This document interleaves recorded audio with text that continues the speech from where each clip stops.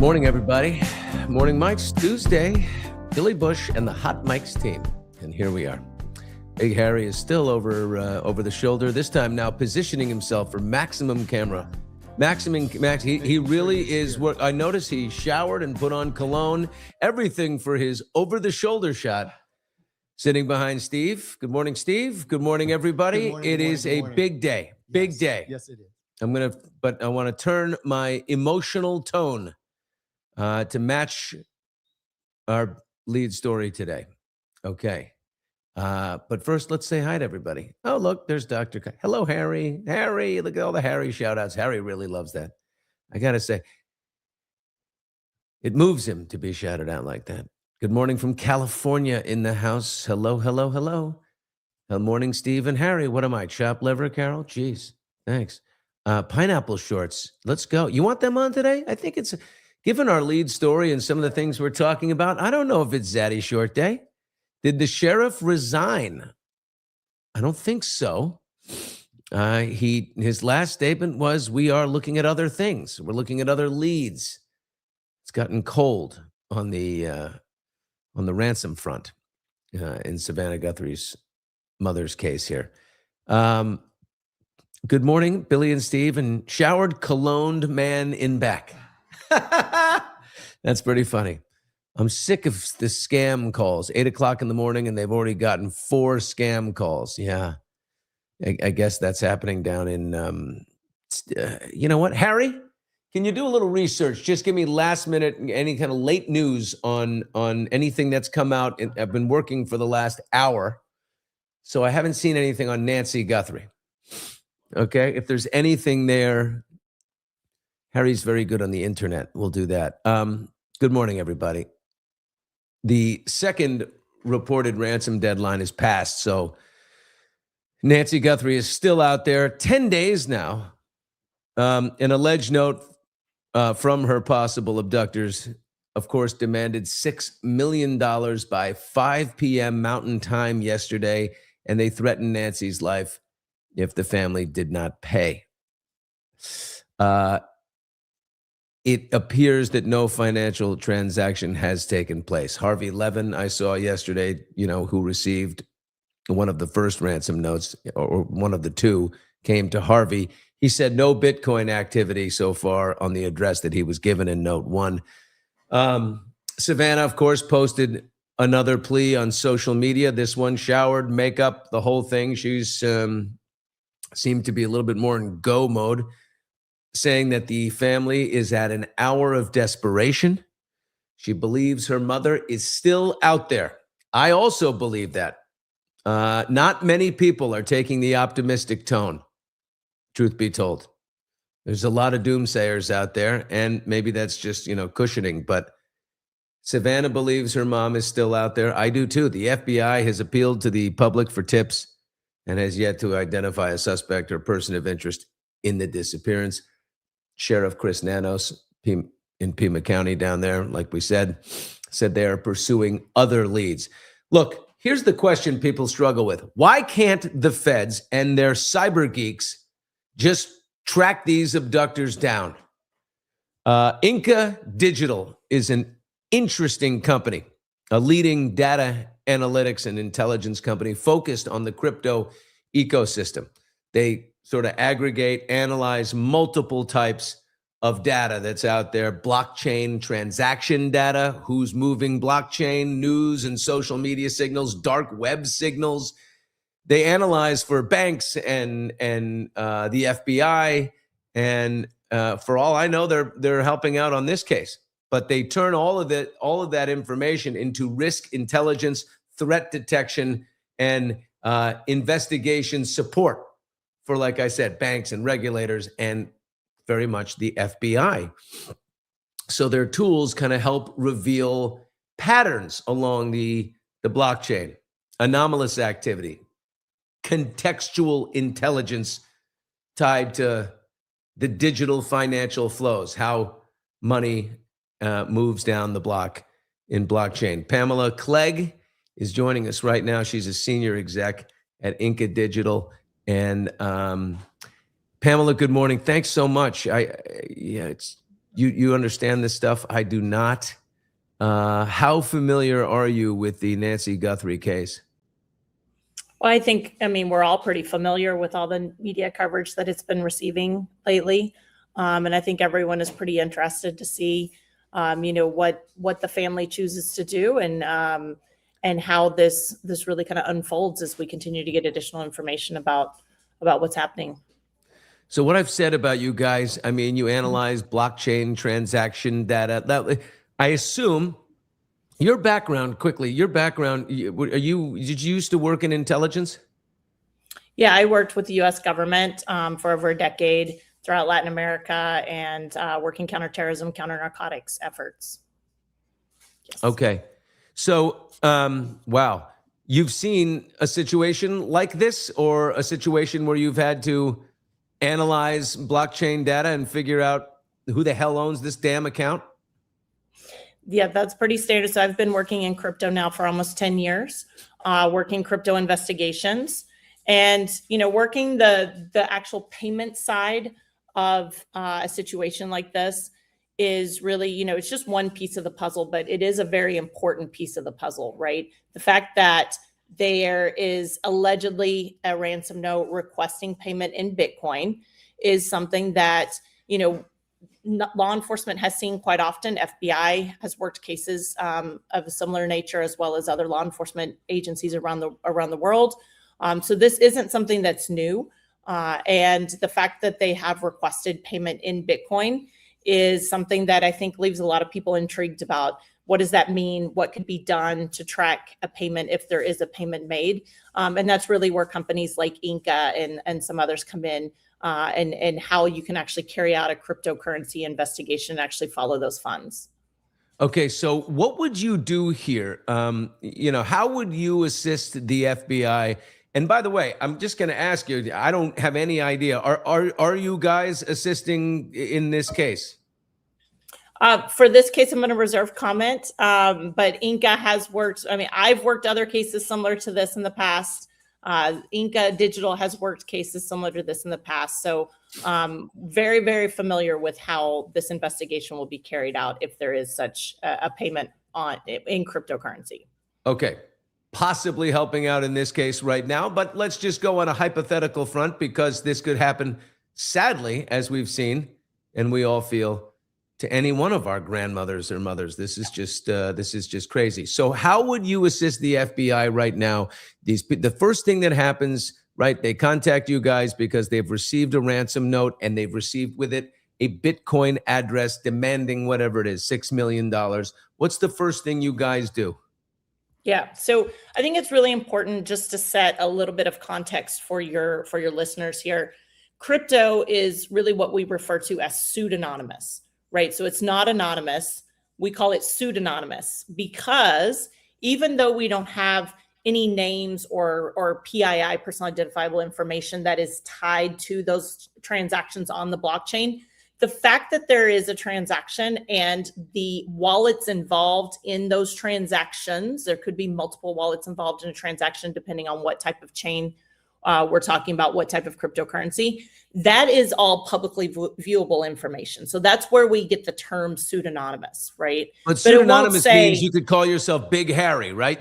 Big Harry has his wallet out here. You're just giving yourself a nickname, and I don't know why it encourages such secrecy. You don't even have to have a nickname, right? So it could just be nobody. You could have a wallet address, Billy, and nobody would know that that's Billy Bush's wallet address, right? And you can do your transactions in semi-privacy. And so that's really what we refer to. You don't see names by default. But what's really important is that through crypto investigations and utilizing various different types of blockchain intelligence tools, identities can be uncovered by looking at and analyzing behavior. If the perpetrators make mistakes, any type of record, anytime that funds move in and out of exchanges, and I'll kind of walk through that. But so the first thing we would do is look at the actual address that was provided, right? So in this case, it appears that it's a Bitcoin. I don't know anything. Is that like an at something, or is it just a crazy number with? It's string. Yeah, it's a string of numbers and letters, depending on what type of blockchain. In this case, for Bitcoin, it would be a string of numbers and letters.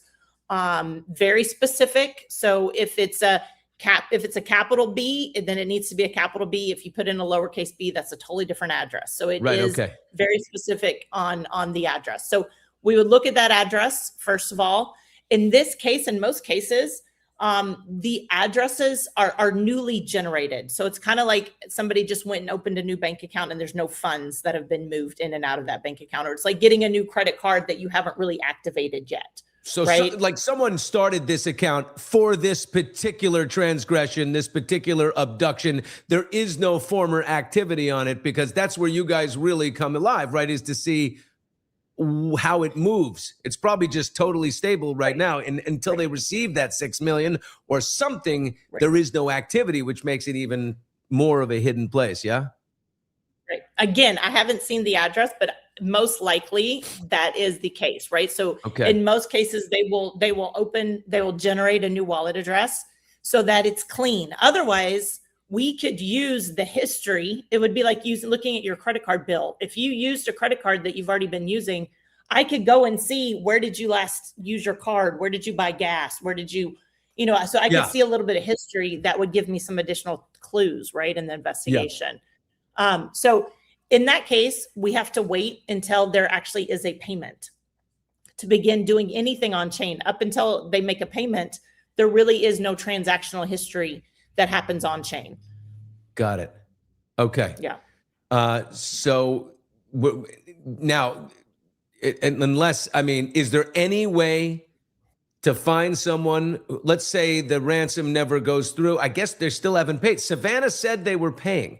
So, we will pay. I don't understand why the money hasn't been sent as of yesterday. I'm sure they attempted. But so far, there's nothing in there. Could you find the proprietor of this Bitcoin address if there is no activity, if it never came in, if we never hear from them again, nor see, I'm not going to say it, but if we never hear from them again, can they be found?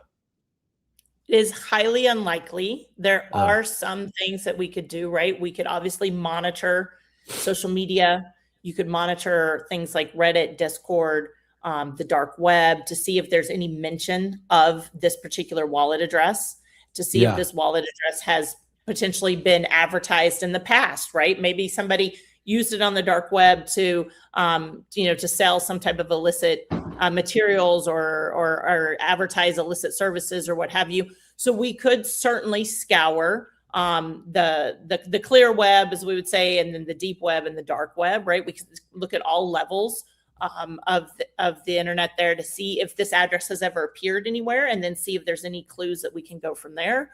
Otherwise, bearing like some type of an actual operation where they actually physically get their hands on the wallet itself, if it's a hardware wallet or if it's on someone's phone, it's going to be really difficult to tie this particular wallet to an identity. Is this a call for blockchain and Bitcoin and crypto and all of this to be more highly regulated? This is going to, I hate to say it, but this is not great PR for the crypto industry. Donald Trump is over here grifting tons, billions of dollars. He's, he drifts towards the less regulated, where he can make a ton of money. This is good for criminals, the crypto world we're seeing. Yeah. Sorry. Unfortunately, this isn't new, right? This has happened over and over in the past. And that is why we have law enforcement like FBI, Europol, a lot of the big agencies that use blockchain analytics and blockchain intelligence tools. There was a crypto exchange, Bitfinex, that was hacked in 2016, and they stole, millions of dollars of crypto at the time. And it took about 6 years for authorities to track them down and actually arrest those hackers. That was the Ela Lichtenstein and Heather Morgan. They were arrested in New York City in 2022. And really the only reason why they were able to identify them and actually trace those funds was because they had done a takedown of one of the dark web marketplaces. And so therefore they were able to get all of that data and actually track the funds through the dark web marketplace. And so, that's not uncommon, that it takes time. Really what we're looking for oftentimes, if the perpetrator is very skilled and actually understands crypto, which is another piece, we're really waiting for them to make a mistake. For them It seems to, like they're pretty. What are they doing very well? I mean, Pamela Clegg. By the way, if you're just coming in a little late here, Pamela Clegg is former intelligence, worked for the government. She works at Inca Digital, which is a leading company in data analytics and tracking down things on the blockchain. They do this better than anyone. They have assisted the government many times. We don't know if they're doing it here because Pamela has to keep that. No matter what, has to keep that private. But Pamela, so many people have these questions, and we were just there. What are these abductors, kidnappers of Nancy Guthrie doing very well? Well, I would say just on the crypto and the financial flows piece, just they're really keeping the information pretty close hold, which really kind of negates the ability for other people to pick up on context clues. There's a whole world of what we kind of call crypto Twitter and individuals that are really monitoring. There's alerts that go out anytime there's large sums of crypto moved or transacted, crypto whales, as we would call them. So the crypto community is very active online, and they actually are very good at really kind of sleuthing themselves. So I think keeping that information close hold is the one thing that it appears that they're doing pretty well, because the less information that's out there is really that it's kind of like, when Savannah had that plea yesterday about please keep your eyes open if you notice anything, if you see my mom, even if you're in Kansas City, right, and you happen to see something out of the ordinary. Even if you're on the blockchain too. Same thing. So if you're on the blockchain, or if you're, just monitoring kind of, transactions in general, that could also apply within the crypto ecosystem as well. So keeping that information limited is one of the things that I would say the perpetrators here are doing pretty well.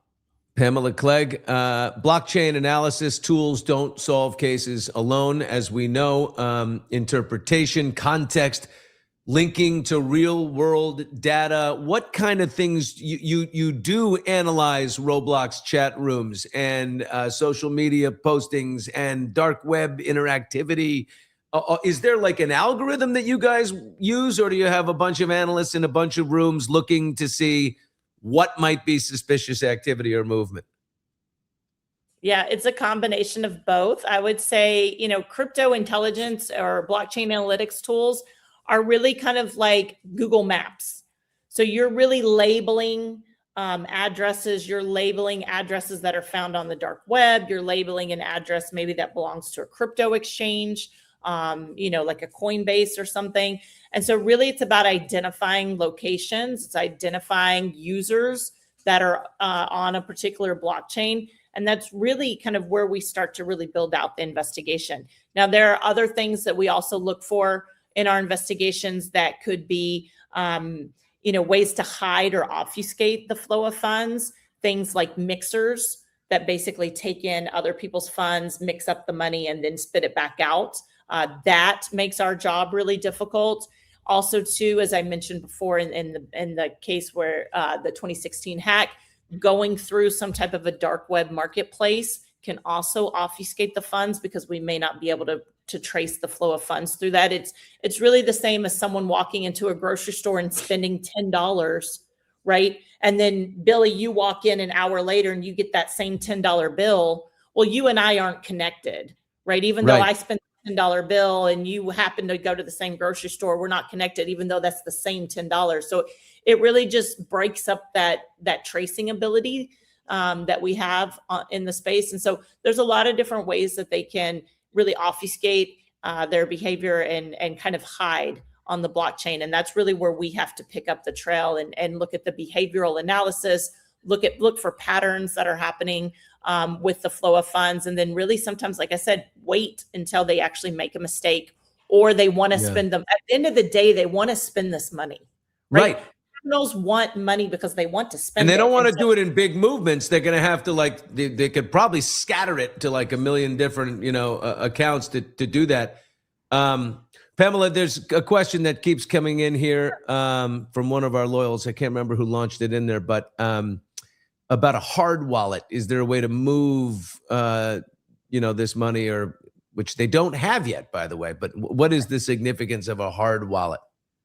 So a hardware wallet is actually, it almost looks like a USB drive, right? If you guys remember USB drives, we all had to carry them around, take stuff. So a hardware wallet is a wallet that is essentially a piece of hardware, and it can be disconnected. So what we would say that it is a cold wallet, because if it's not connected to the internet, it can't be hacked and it can't be infiltrated in any way. And so you could have your private keys, which basically are the key to being able to spend that crypto, on a hardware wallet, and you could put it into a safe, and then nobody really can gain access to that crypto.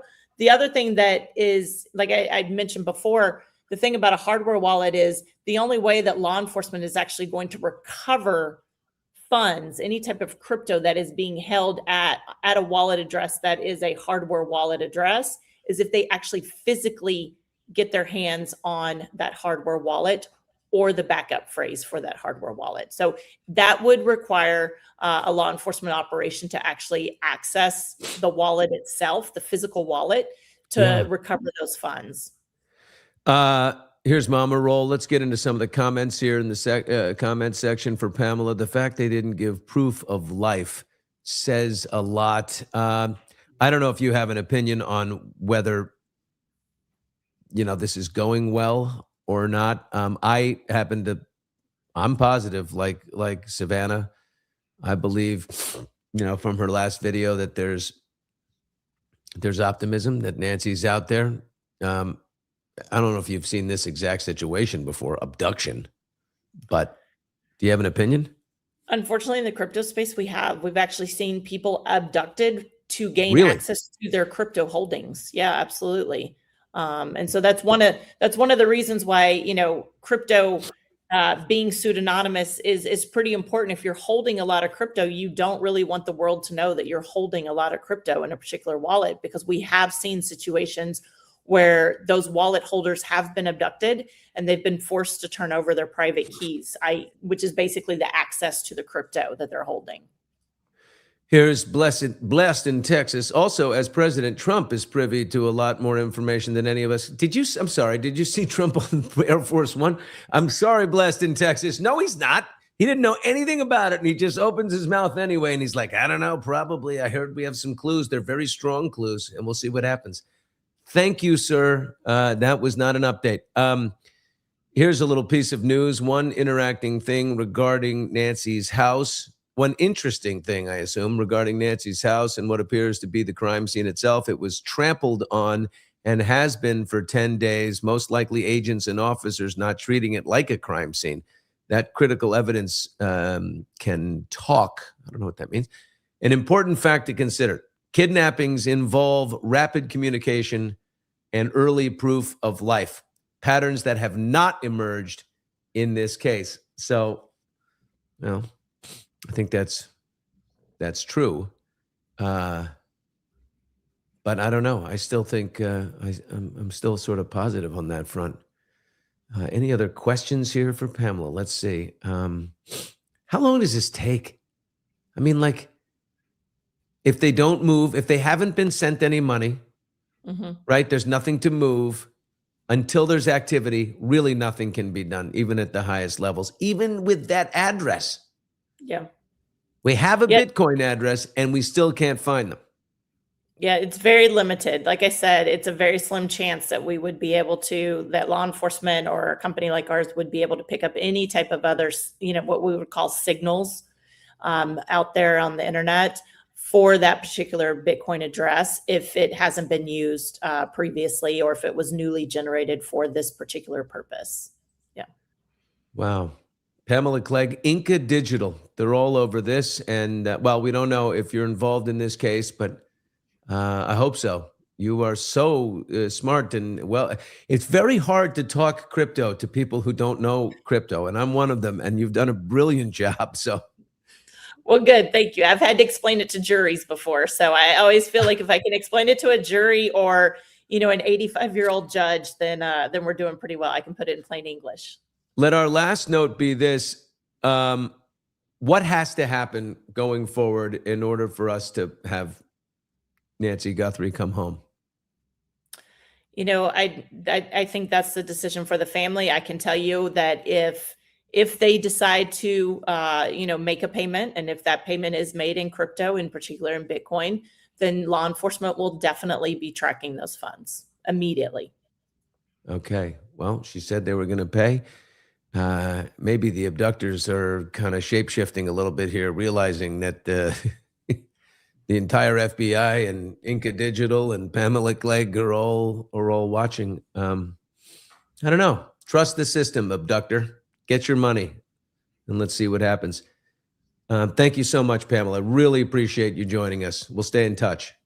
Great. Very, very welcome. Take care. Take care. Thanks.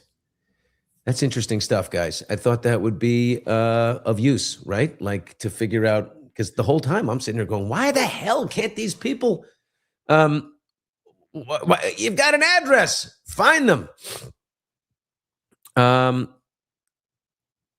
Here's a piece in it. The kidnapper was in the, how do we know that? The kidnapper was in the house for 40 minutes.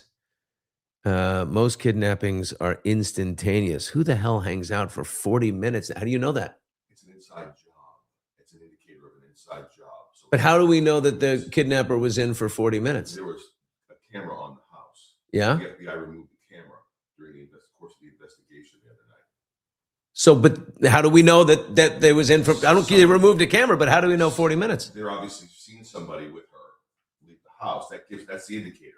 If they're saying that, they know that the kidnapper was in the house. How did we get the number 40? It's going to be the last time I ask. I'm going to 40 minutes. Yes. How do we know it's 40? I verified it from 3 different news sources last night. And- saw this last night.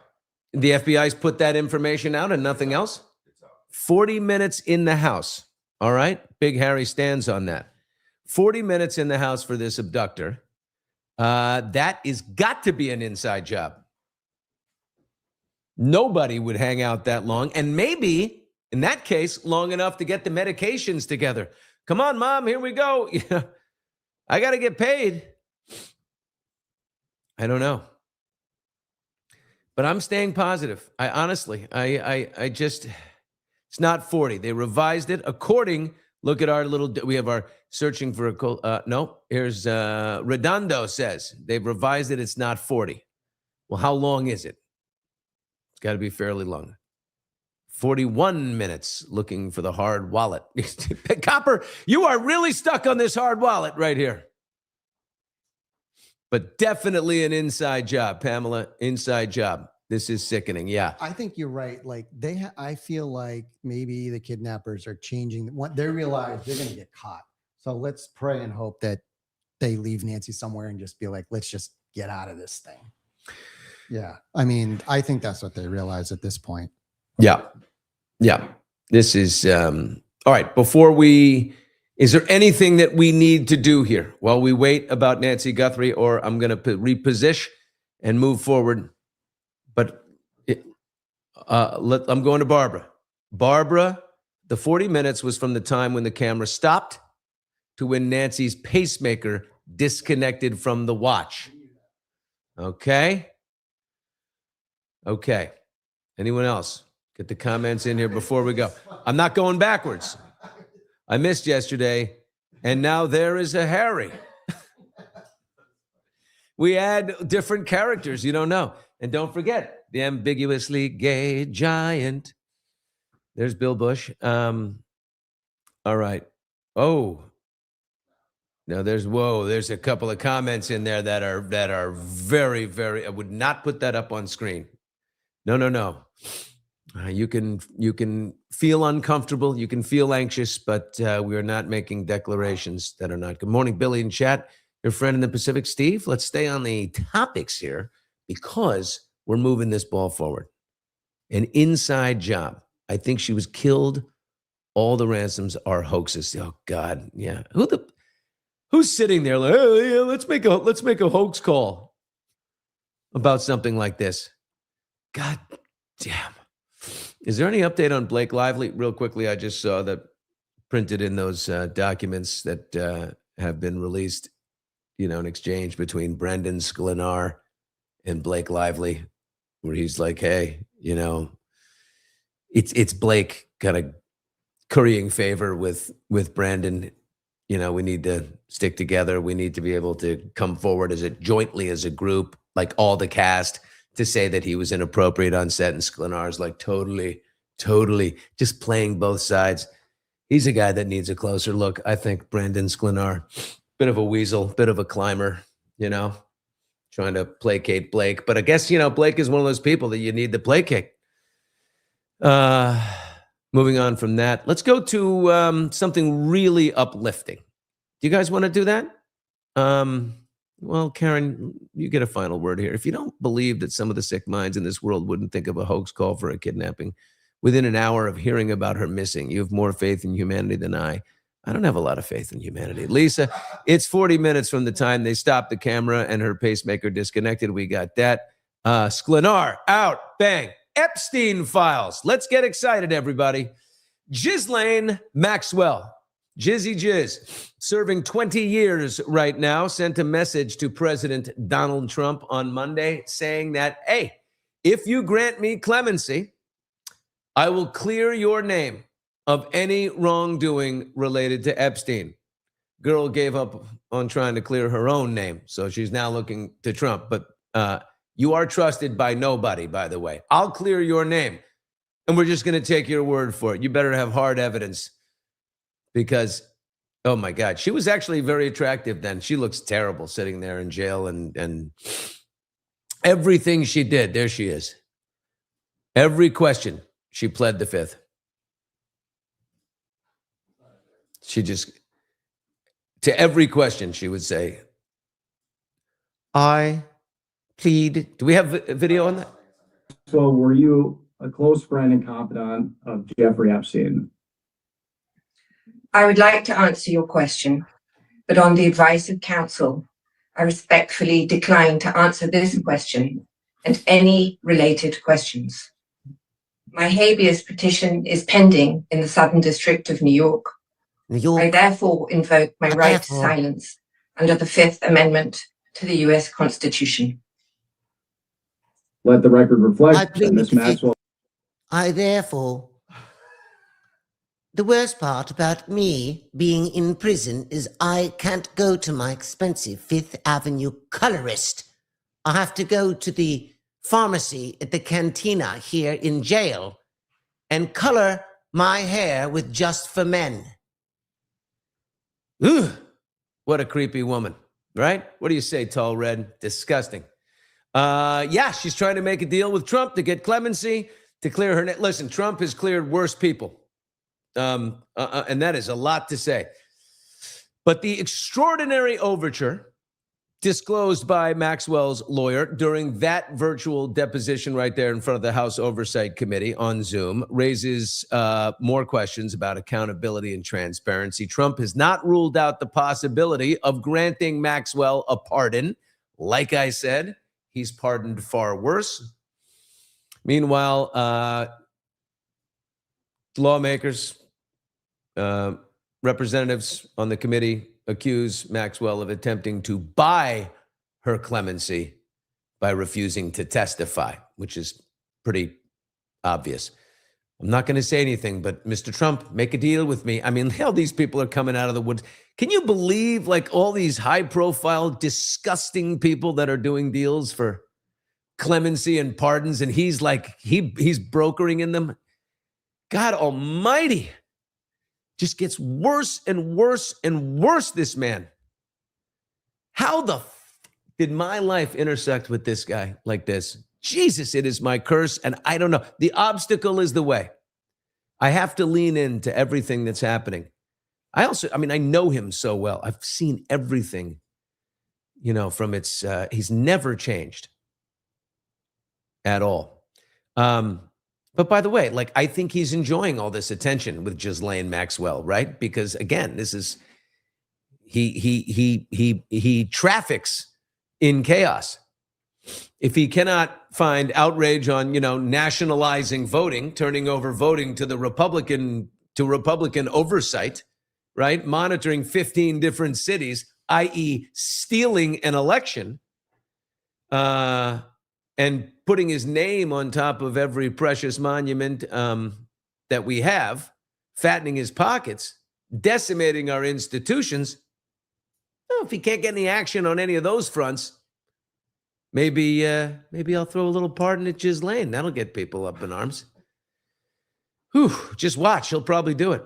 The DOJ yesterday laid out all these files are just completely redacted all over the place, and they took 72 days to come out. They're totally doctored. The DOJ laid out the files in a reading room, unredacted, and invited members of Congress to come over and view them. Any senator, any congressperson. Of course, in the end, as reported, they were not unredacted. They were some redacted. Ghislaine, Trump is all over. And by the way, Thomas Massey, congressman, said Jamie Raskin, who's a congressman from Maryland, I believe. He said Trump's name is all over the place. So will he grant her clemency? I don't think so. I don't think he needs her help. Bill, I like this comment that I threw up because it shows, people can change in this country in both directions. I'm sorry I got you there. I thought he was a great president first term. They lied about Ukraine and Russia, but this term he's turned. I like someone can actually say maybe. Like caller John we had on exactly. on Hot Mics yesterday. Yeah, look, I always say give people the grace to come forward and say I was wrong. You have every right to have thought that Trump would have been great. He has the magnetism of more magnetism than any politician we've ever had, including Obama. He runs circles around people, and Clinton, who were a great person, and George W., all great personalities. But this guy he is a real P.T. Barnum. If you use it for good, with honesty in your heart, you can make a great difference for people. Except for he has no honesty. He prefers a lie over the truth. It's really sad. The open grifting. I'm going to get back to some of the shit that he's doing. But first, I want to take a break for hockey, okay? Here's one thing. No, you know what? It all ties to Trump, doesn't it? The Gordie Howe Bridge. Raise your hand if you know Gordie Howe. Gordie Howe, a.k.a. Mr. Hockey. That was his nickname. Guys, he's the Cher of hockey, okay? His career spanned 5 decades, 6 different professional leagues. Look at that head of hair. That is not a man who should be playing in the NHL, and he couldn't do it these days. But he signed with the Detroit Red Wings in 1946 at 16 years old. And he played his final game for the Hartford. There he is playing with, these are his sons. And they played for a few years in the 70s for a team called the Houston Aeros in the World Hockey Association, AEROS. The Houston Aeros, that's Marty and Mark, his 2 sons. But later on, they played in Hartford. There used to be a team called the Hartford Whalers. And that's where Gordie finished his career, playing on a line with his 2 sons. But he started that career 16 years old in Detroit and played in Detroit for the Red Wings from 1946 to 1971. They used to call the thing the Gordie Howe hat trick. Was a goal, an assist, and a fight in one game. I mean, what? He guy's hard as nails. So he plays his final game for the Hartford Whalers in 1979-80, that season. Over his career, 6 Hart trophies, which is NHL MVP, 6 scoring titles, 4 Stanley Cups. Why do I tell you about Gordie Howe? Because after lots of construction, many years, and a lot of money, the Gordie Howe International Bridge is set to open. It is complete. It is a 1.5-mile structure connecting Detroit, where Gordie played for all those years from 46 to 71. Holy shit. Can you believe that? It's 25 years on one team. It connects Detroit and Windsor, Ontario. Donald Trump said he would not allow the bridge to open, quote, until the United States is fully compensated for everything we have given Canada. You big, fat prick baby. I'm sorry. We are owed. Major construction on the bridge is complete. They just need a little testing and it's ready to open. Open the bridge, sir. Let's honor the great Gordie Howe, okay? By the way, it's a great Gordie Howe story. His wife, Colleen, they called her Mrs. Hockey. Mr. Hockey's wife, Mrs. Hockey. It was a great story. Gordie Howe was asked, how is it that you played hockey so long? He retired in Gordie Howe retired when he was 52 years old. That was it. 52, 2 years younger than me, playing for the Hartford Whalers. I mean, crazy. And they said, how is it that you played that long? What is the secret to your longevity on the ice? You know what he said? I never pick anything up. So what do you mean? He says, like a sock on the floor. It's not a fight in the corner. It's not, you're going to get hurt playing hockey. He said, it's going to be something little and stupid like, oh, there's a sock on the floor. And oh, my back. So Mrs. Hockey picked everything up off the floor for him. And he played that long. And he got to finish his career with Mark and Marty, his two sons, playing on a line for the Hartford Whalers. So Trump, open the bridge, you asshole. I have no idea how he played when he was 52. This weekend, as you know, I was doing some soccer training, and I had to pretend for this group that I was an 8-year-old girl and be in the soccer thing so they could train us. And I went about 10 minutes working at the pace of a young child. And afterwards I was like, I think I need ice and heat. Because it hurts so much. Yeah. 8 minutes pretending to be a child playing soccer. Yeah. They say time, everybody can relate to this. Time is like age. Life is like a roll of toilet paper. It gets shorter in the end, moves quicker in the end, right? Speaking of, he's not just holding up the bridge, he's holding up the tunnel. Trump has put a $16 billion freeze on the Gateway Tunnel, connecting 200,000 commuters every day between New Jersey and New York. The Gateway Tunnel is absolutely vital to commerce. He will not release the $16 billion in funds for East Coast construction until Congress agrees to put his name on Penn Station. Now it's Trump Station he wants. And his name on Dulles Airport, which we've told you. How in God's name does anyone still support this man? Who are you? What are you getting out of this? Who are you still sticking your middle finger up to? Career politician, institutional politician, establishment politicians. We still want our outsider.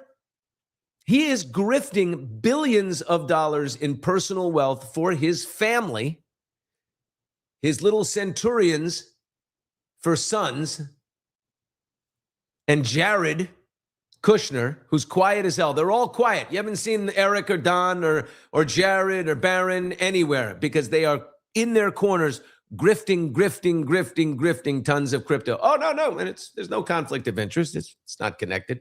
Yeah, sure. That's why the guy doing all the work, Steve Witkoff's son, gets 20% and the Trumps get 80%. Anyway, I got it. What was that, Steve? Which one? Oh, Billy, please don't turn your show into an anti-Trump platform. Oh, you know what? I can't help it. How do we avoid it? Listen, I don't want to talk about him so much. And it probably playing into his hands, but no. Are you nodding with that? You can agree with that if you want. I'm sorry. I am related to two very decent men who served as president of the United States. Okay? They were public servants. The grift in this job, it sickens me. So I'm sorry. It's just past that point. I was super hopeful when he took over. I was like, oh my God, he's going to crush this wokeism bullshit. I mean, the woke liberal left of NBC News took my life away from me. I hate them. Well, I think you've said it well, and you're going to say it better than I'll say now. But you constantly say, "What's the Let's take the positives and the negatives, right?" And now we're kind of maybe. I used to always say, "Does the good outweigh the bad?" I can't. I'm sorry, but now it's beyond. And I'm telling you this. This is the last thing I'll say on it. But he is on an authoritarian track, and you've got to be able to see it. Okay. What does an authoritarian do? He sells the people something good, like affordable housing, right? And they're like, I like this, or crushing woke liberalism. I like this. I'm going for this. Yeah, he speaks to them. And so they, out of the goodness of their hearts and their intelligence, they're like, this is good. They vote for him. Then he accumulates power. Then he surrounds himself with sycophants. None of these people are serious people that are in the cabinet, right? That was the first term. And they all were a check and balance on him and kept him from his worst impulses. Okay. But now it's Pete Hegseth and Kristi Noem and Pam Bondi and deeply unserious people in very important positions. So he surrounds himself with them, knowing they will not defy him no matter what he says. And then you get to the point where you accumulate too much power. And when you accumulate too much power, then you realize, oh shit, what if the other side inherits that type of power? Then it gets turned on me. So you have to hold on to power for survival. And then you got elections. And then you got the federal agents that are surrounding election polling places, keeping people out that need to be out, reports of fraud that are happening. And there goes our election. I'm just saying, America's in grave danger. And every non-MAGA, normal Republican congressman, you got to be ashamed of yourself. You got to mobilize, and on behalf of your country. There's a mask ban in California. Big fight here. The judge ruled federal agents can wear their masks. Okay, but they got to display a name tag or a badge number. It's kind of a hedge. Let's see. Super Bowl. Bad Bunny. Did you think that? I don't know. I thought this performance was actually very American. For real America, actual real America. This is what we got. 40 million, Latin-speaking citizens in this country. Megyn Kelly called it a middle finger to the majority of Americans that there was no English being spoken. I don't see that. God, I wish I could speak Spanish. It's so sexy. You know what I speak? Spanglish. I speak excellent English with a Spanish accent. But boy, did you hear her? She went, you have it? Yeah. Oh man, Megyn. Sorry, Pierce, but to get up there and perform the whole show in Spanish is a middle finger to the rest of America. Who gives a damn that we have 40 million Spanish speakers in the United States? We have 310 million who don't speak a lick of Spanish. But this so is what? supposed to be a Keep going. event for the country. You missed the not for the point. Latinos, not for one small group, but for the country. We don't need a Okay. The Latinos. I don't know why they're mutually exclusive. Do you know what I mean? Like, it's not because it was all in Spanish in a celebration of a large, 20%, 19% of our population, that it's an affront to the 80% who have had 60 Super Bowl halftime shows. I don't know. To me, it's we've got a lot of different things in our culture, and here's one that is large enough to be elevated to show. And by the way, to me, I thought, it showed more about love, community, family, faith, and marriage, good values than I'm seeing in most other places right now. So, by the way, Trump, who thought the Latin booties during the Bad Bunny halftime show were bad for children. Did you see the girls that Trump hired for his members at Mar-a-Lago? Same moves, less junk. Here's some skinny butts, but There they are. Look at them traipsing around in their little, ooh. Hope the kids went to bed early at Mar-a-Lago. Put them up, go to sleep, go to your room. Mom and dad got to watch something. There she goes. You go. Ooh, girl. Yeah. Oh my God, this is bad for the children. Oh my God. Did you see Lindsey Graham sitting at Trump's table? He looked so closeted. He was just like, oh my God. Kid Rock, he lip synced the entire thing. He got busted. But I will say this, 20 million people watched the Turning Point USA on YouTube, and they had their stream went down before the show. They quickly switched to YouTube. 20 million people. So what's going to happen in the future? Chris Cuomo said this last night. I think he's right, is that there's going to be a big battle now for halftime. Lots of competing shows, kind of like all the networks do on New Year's Eve. You know what I mean? Someone who was in the Super Bowl thing, I don't understand Alex Earl to me. Where did she come from? I'm too old, I guess. And I did a little research because she was big in the Super Bowl. There she is. And I guess she was just on Dancing with the Stars. She is not afraid to show cleavage. And there she is yeah. Okay, so she was with Jessica Alba and Pedro Pascal and Karol G and other people who cameoed in the Bad Bunny halftime show. I asked about who is this woman? I said, she isn't famous because she's the best dancer, comedian, or fashion expert. Her core skill is, this is a good skill, calibrated authenticity and parasocial intimacy. God, I need that. She's very good at talking directly to camera like she's FaceTiming a friend. I can do that. Can you read that again? Like what? Highly calibrated authenticity and parasocial intimacy. There's a term for everything.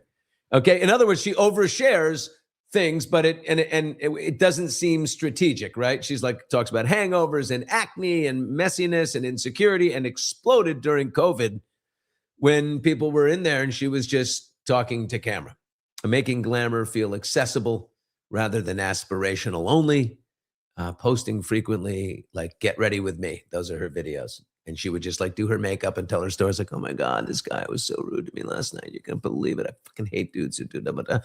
And it was really intimate, parasocial intimacy. People felt like, that's my bestie right there, right? We're just talking, girl to girl. Tone control, Steve. She's great at tone control, casual, self-deprecating, unpolished, never preachy. Her videos go viral, talking to you like a friend. Okay? Yeah. It's pretty cool stuff. I got to say it. I think I understand her thing. Yeah. All right. Let's get some comments. I've always liked Megyn Kelly, but I found her reaction to the halftime show to be strange and unhinged. Just a little, I don't know. I mean, I don't like using the R word, but it's like when people speak, if I'm in a room and I'm in the majority and people are speaking a different language, it doesn't scare me. Right? I don't know. It just feels like, but okay. She's going all in. Candace apparently debunked how many people actually, well, yeah, I guess we're trusting the Turning Point statistics. I don't know how many people watched, but I know that they put out 20 million on YouTube, and it could be, and other platforms. I don't know. Megyn is clinging to relevance. No, she's pretty relevant. But I'm waiting. I know she's an intelligent person and I like her personally. I told you this before. She set me up on a date with one of her, when I was newly single, she set me up on a date with one of her friends. So she and her husband, me, and this woman who shall remain nameless at this point. She didn't ask for this. We all went out, the four of us, and I like Megyn. I do. Her husband is friends with a friend of mine, but I don't know what's going on here. Look, there's corners in which to your lobby. Okay, I gotta go. I'm doing. My friend is a producer at Newsmax, and I'm going on Newsmax to talk about a few things, but they're non-political. Okay, so I'm gonna go do that now. and we'll do Goodwill Duncan, the extended version. Steve got some uncut, extended stuff that nobody has seen, and we're going to show you that tomorrow. Oh my God, the greatest figure skating performance I've ever seen, but we can't show it. I'm sure. I was going to try this, but we can't do it. No, We can't do the music. all of that. I got to go hop on this thing. I love you all. I'm sorry if you are a pro-Trump or more likely just like, oh, I don't want this to happen. It gives me anxiety. I get that too. I don't know. I love this country. I'm scared for our institutions. I'll try to behave. I don't want to do it. He's doing it. He's doing it. What is the guy on? Marcelo says, you're not going to believe it. It just takes one viral moment. That's Shannon Sharp. See you later. All right, let's get to who's next.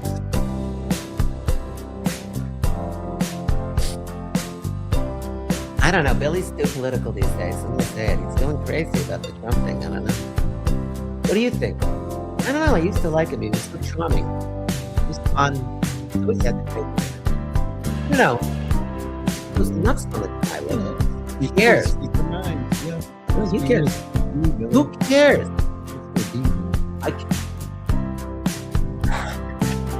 Yes, I have a cold.